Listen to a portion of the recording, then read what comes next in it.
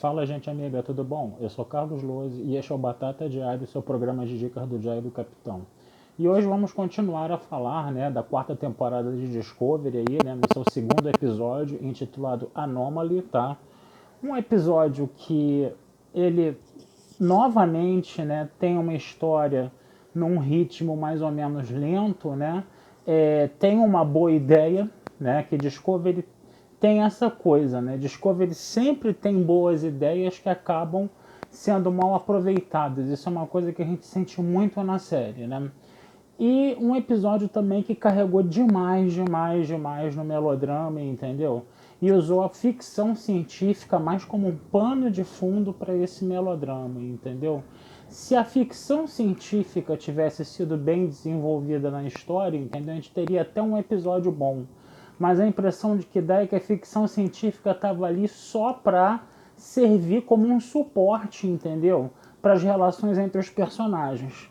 Isso por um lado é bom? Por um lado é bom porque está construindo os personagens, entendeu? O problema é que essa construção está sendo feita com uma carga melodramática muito forte, entendeu?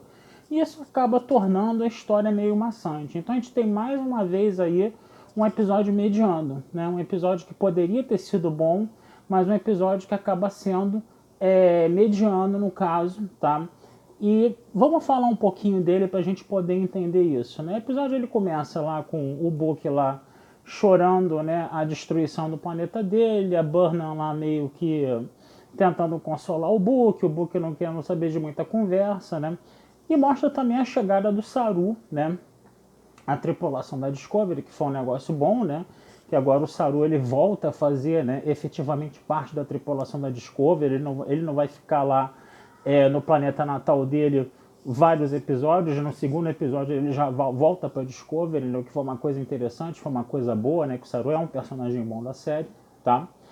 E aí eles vão fazer, vai ser feita uma reunião, com integrantes de vários planetas, não só da Federação, A presidente de Nivar, que a Tirina tá lá, no caso, coisa e tal, Nivar, que é vulcano, na verdade, E aí eles descobrem, os estudos que são feitos, mostram que essa anomalia, tá? Ela tem 5 anos-luz de extensão e suspeita-se de que seja um buraco negro binário, tá? Que está destruindo tudo que vê pela frente. Então, a Discovery vai precisar chegar próximo a essa anomalia gravitacional, essa anomalia espacial, para poder estudar ela mais profundamente e conseguir mais dados. No que ela chega perto dessa anomalia, eles percebem que não era um buraco negro binário coisa nenhuma, que era uma coisa completamente bizarra, O que aumenta o mistério da coisa, Eles poderiam ter aproveitado essa ideia do buraco negro binário de repente, E consolidado isso, E aí eles precisam coletar os dados, mas eles precisam se aproximar muito da anomalia, E aí o Book acaba se oferecendo para fazer isso, A nossa Michael Burnham não vai querer que o Book vá, porque ela acha que o Book ainda está meio zureta das ideias, está muito traumatizado com a perda que ele teve, E que ele não vai conseguir fazer essa missão direito.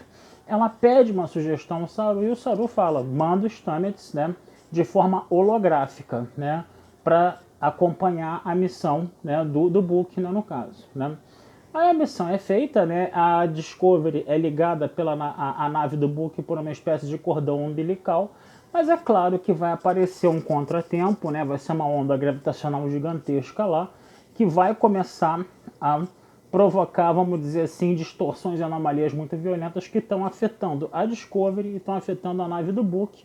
E a Discovery só vai ficar livre dessas distorções todinhas se ela se romper esse cordão umbilical que tem com a nave do Book, e isso acaba tendo que acontecer, E aí o Stamets coleta os dados, O Book ele tenta voltar para Discovery, mas não consegue, E aí, a nossa Adira e a nossa Tilly, tem a grande ideia, deles da nave do Book surfar a onda gravitacional. Isso mesmo, surfar a onda gravitacional.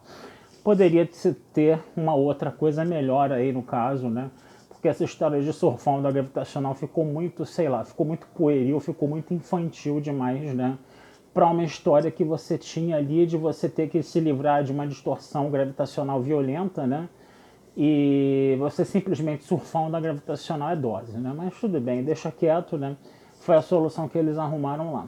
o nosso Book acaba surfando essa onda gravitacional e o episódio vai terminar como? Ainda estamos analisando os dados, né? Temos um Everest de dados para analisar, né? E a única coisa que a gente sabe é que essa anomalia ela está viajando pela galáxia de forma completamente descontrolada e a gente não tem como controlar isso. Quer dizer, o episódio ele foi todo construído para você coletar dados, para você poder entender mais a anomalia gravitacional. No final disso, você não tem isso e ainda pior, né? A coisa ainda fica mais ameaçadora possível, né? Por quê? Porque ela está vagando pela galáxia totalmente desgovernada, sem controle e não tem como controlar isso. Beleza, mas o grande problema nessa história toda foi o quê? As várias situações melodramáticas do episódio, né? Durante toda essa crise da onda gravitacional, você vai ter diálogos praticamente de DR, né? Entre o Stamets e o Book, entre o Book e a Burnham, né? Entre a Jill e o Gray, né? E por aí vai, né? E às vezes, no momento em que você está dentro da anomalia espacial, com a nave sacolejando toda, né? E se começa uma DR ali, se começa uma situação melodramática, como se a anomalia espacial... Não, vamos parar aí, vamos dar uma segurada aqui nos sacolejos da nave para eles se entenderem lá dentro. Então, quer dizer, esse negócio foi complicado. E no final do episódio, entendeu? Você ainda teve muitas situações também, né? Aí já longe da anomalia gravitacional, até você pode encaixar essas situações melodramáticas ali, entendeu? Mas foi muita coisa, entendeu? Quer dizer, foi uma coisa que ficou maçante, que ficou cansativa, que colocou a questão da anomalia gravitacional em segundo plano, entendeu? Quer dizer, trabalhou a construção dos personagens? Trabalhou, só que dentro dessa coisa altamente emotiva, dentro dessa coisa altamente melodramática, né? Que é uma característica de Discovery, tá? Por isso que às vezes eu não gosto muito de comparar com a Jornada nas Estrelas antiga, que a gente conhece de raiz, entendeu? Porque Discovery tem essa característica, que era uma coisa que a gente não via muito nas séries antigas, né?